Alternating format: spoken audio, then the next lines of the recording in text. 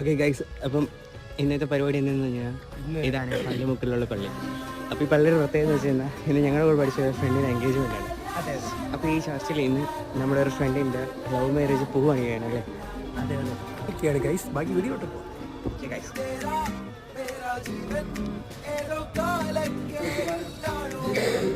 അതായത് പറയും രണ്ട് വാക്കുകൾ. അവരുടെ എൻഗേജ്മെന്റ്